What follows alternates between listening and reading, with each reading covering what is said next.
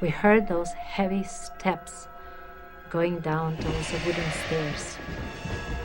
It sounded like somebody very heavy walking, actually tumbling, tripping down the stairs. I got up from my bed, and then I met my daughter and my niece, and everybody was there. And I said, "Who's playing those jokes? What are you throwing down the stairs? Are you kidding me?" "No, we just came out to see, are you all right? Is somebody in the house?" So we turned on the lights.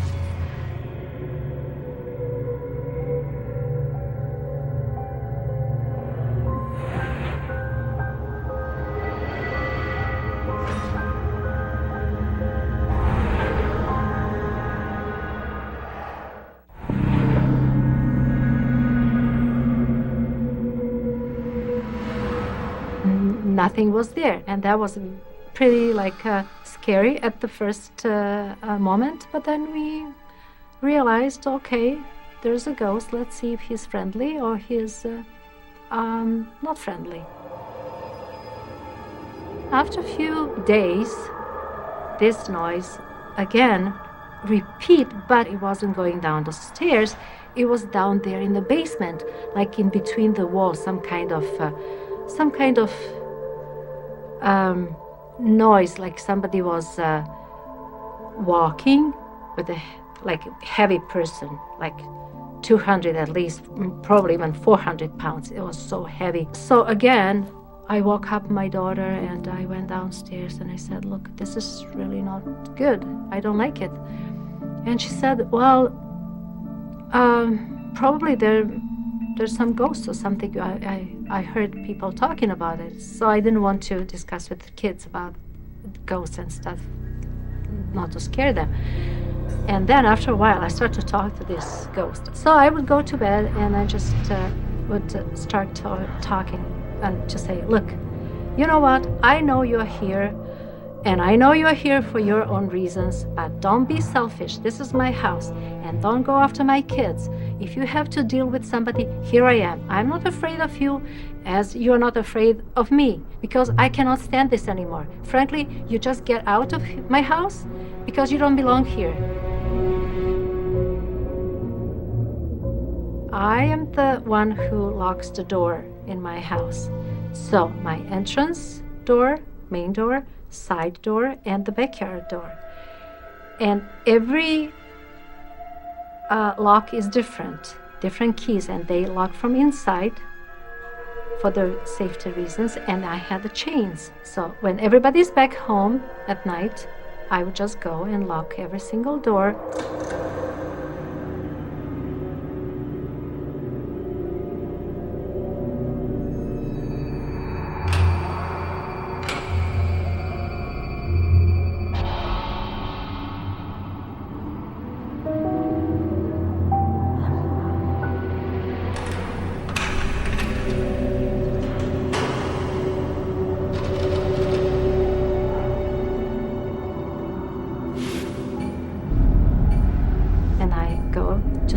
On my children, everybody's sleeping, and then I go to sleep. For some reason, I woke up next morning, one of the mornings, at 6 o'clock. I usually wake up at 7, and it was strange. So I said, okay, while I'm awake, I'm gonna go and make coffee for myself.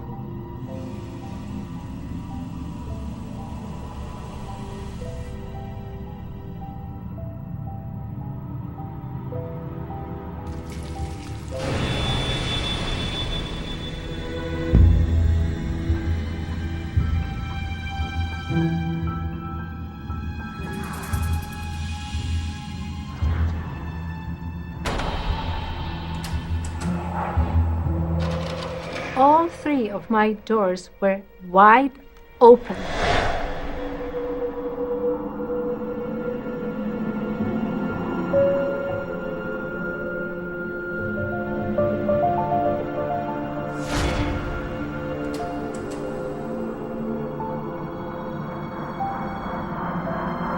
So I woke up my daughter and I said, "Are you playing tricks on me? Who opened the door this morning?" And she says, come on. And I could see that she was just like in her deepest sleep. She says, what are you talking about? Like, who opened the door? No, I didn't open the door. So it wasn't my daughter. It wasn't my niece. It wasn't my son. Of course, he's small. So I said, okay, fine. That's something that I have to be concerned now, because I don't want to wake up every single morning with my doors wide open. It was probably just a week after my daughter had her friend sleeping over, and they slept at the third floor, right underneath the roof. And my daughter had candle holders, which were hooked on those hooks on the ceiling. She lit them to have atmosphere, and they were talking their girl talks. And then the girl, her friend, she says, you know what, why don't you turn off this candle? It's just poking my eyes. I really cannot talk. It bothers me. Why do you have to have these candles while we are sleeping? At that moment, when she said that, this candle holder with the candle dropped.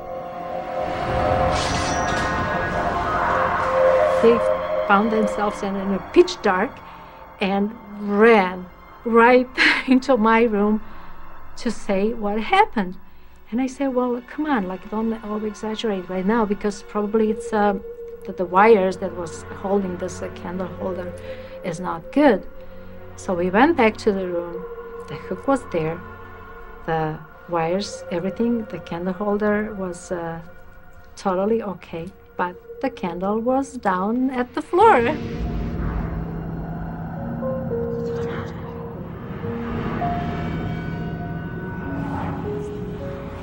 So then I said, okay, fine, that's it. I'm gonna sell the house. I wasn't scared.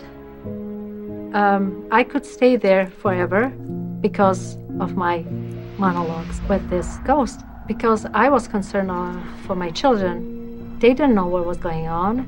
Especially I was concerned about my little one, my son, at that time being 3, 4, I don't even remember. So I said, okay, well, I'm gonna sell this house and move downtown. And actually I got a good price for this house. And I hope those people don't experience the same unexplained situations over there.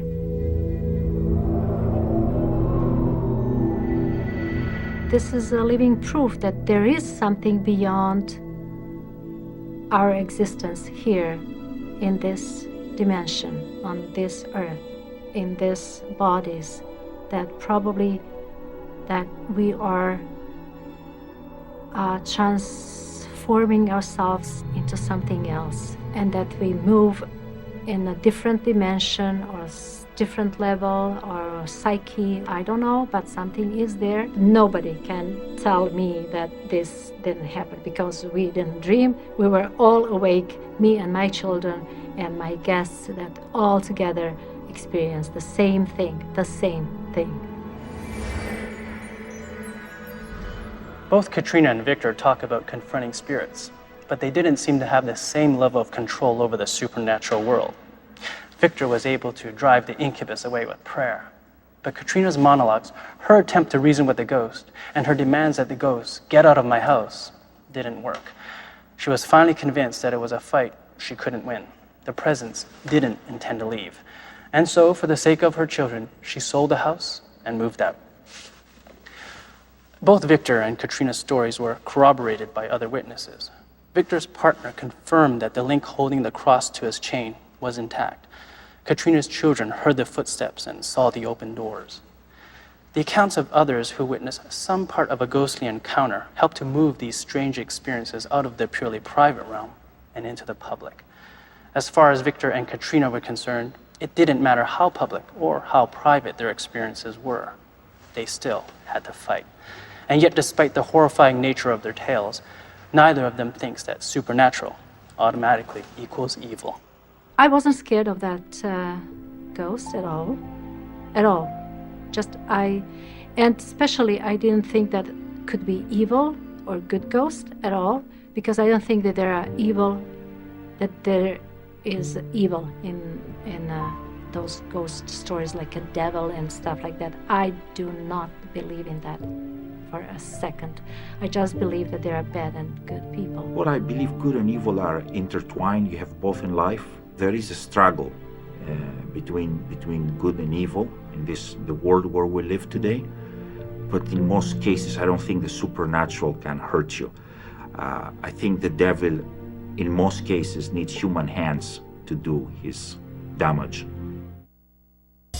Meet Don, a man who perfected a method of rolling dice many still believe is impossible, becoming one of the best there's ever been. Walking into the casino, I do know that I have the edge. A flick of his wrist and the house loses thousands to the Dice Dominator on Breaking Vegas, Tuesday at 9, only on Buyout. True story.